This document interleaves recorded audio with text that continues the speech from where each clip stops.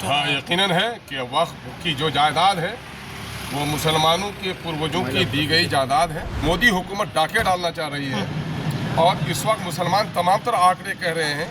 नीतीश बाबू जो अपने आप को मिस्टर क्लीन कहते हैं और जिन्होंने कहा कि मेरी सेकुलर छवि पर कभी हम आँच आने नहीं देंगे, इनके लिए कह रही है कि वक्फ बोर्ड में संशोधन किसी भी हाल में होकर रहेगा। वो वैसी जैसे नेता के पास जो है 3500 करोड़ रुपया है, सारे जब मैं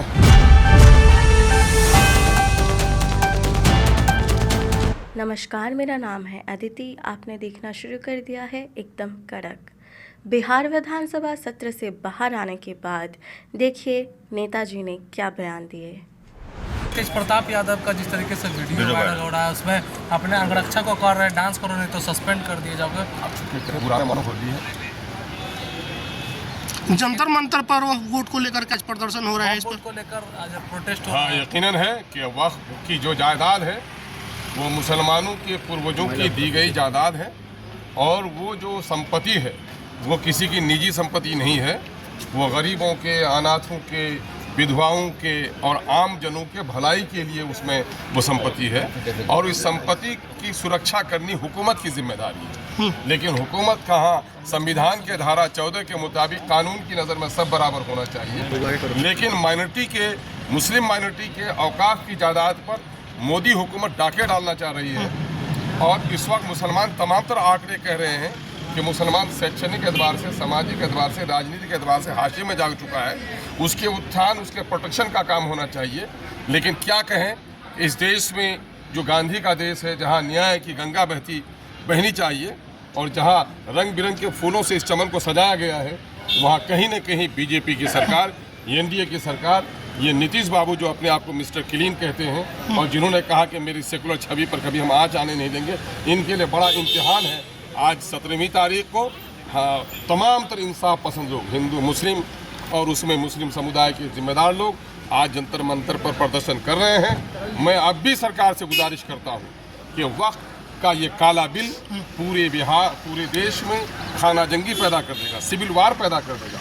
मुसलमान तो जिंदा भी रहता है तो चैन से नहीं है, उनको मरने के बाद कब्रिस्तान में दफनाने में भी दिक्कत हो। मुझे बीजेपी कह रही है कि वक्फ बोर्ड में संशोधन किसी भी हाल में होकर रहेगा। वो वैसी जैसे नेता के पास जो है 3500 करोड़ रुपया है, सारे जब मैं कह रहा हूँ किसके पास कितना है, सरकार का कानून है। वक्त प्रॉपर्टी से और अवेसी के संपत्ति से जानना चाहिए लोगों को कि अवेसी के लोग आज नहीं, जिस वक्त देश आज़ाद हुआ था उनके भी पूर्वज उस वक्त भी सुखी संपन्न लोग रहे, कोई भिखमंगे लोग नहीं रहे अवेसी के परिवार के लोग। तो इस पर आप उनसे पूछिए ना, अडानी के पास, अंबानी के पास इतने पैसे अल्प अवधि में आ गए, उस पर क्यों नहीं नजर करते है ना? ये तो सरकार की पॉलिसियों की वजह से उनके पास पैसे जा रहे हैं। मामला ये है कि ये कहीं ना कहीं से इस देश में जो केंद्र की सरकार है अपनी गड़बड़ाई हुई राजनीति में कहीं ना कहीं से माइनॉरिटी को निशाना बना करके सिर्फ अपनी छवि को ठीक करना चाह रही है।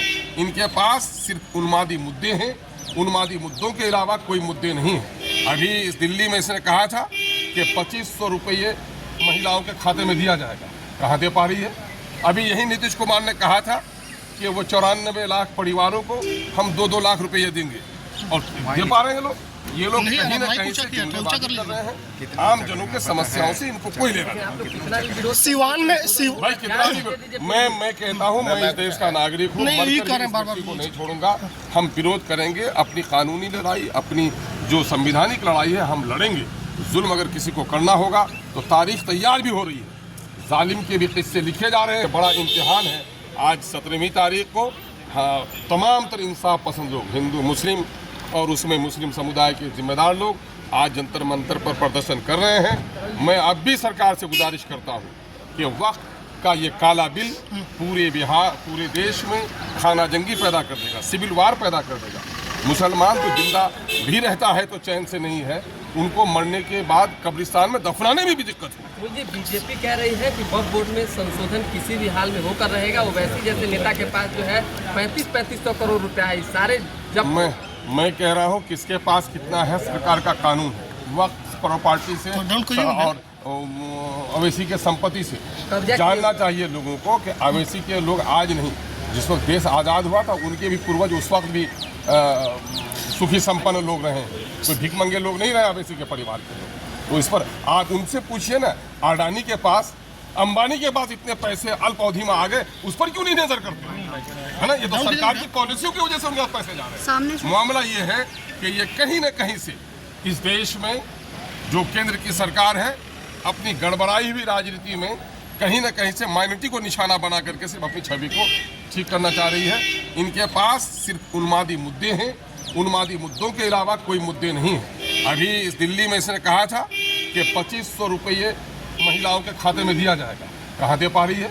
अभी यही नीतीश कुमार ने कहा था कि वो 94 लाख परिवारों को हम 2-2 लाख रुपये देंगे, और दे पा रहे हैं लोग। ये लोग कहीं न कहीं से जुमलेबाजी कर रहे हैं। आम जनों के समस्याओं से इनको कोई लेना नहीं। सिवान में भाई कितना भी मैं कहता हूँ, मैं इस देश का नागरिक हूँ, को नहीं छोड़ूंगा। हम विरोध करेंगे, अपनी कानूनी लड़ाई, अपनी जो संवैधानिक लड़ाई है हम लड़ेंगे। जुल्म अगर किसी को करना होगा तो तारीख तैयार भी हो रही है, जालिम के भी किस्से लिखे जा रहे हैं, मजलूम के आंसू के कतरे भी बेकार नहीं जाएंगे। इंसाफ। सिवान में मस्जिद के आगे सुनिए ना सर। ऐसी खबरों के लिए देखते रहें एकदम कड़क। धन्यवाद।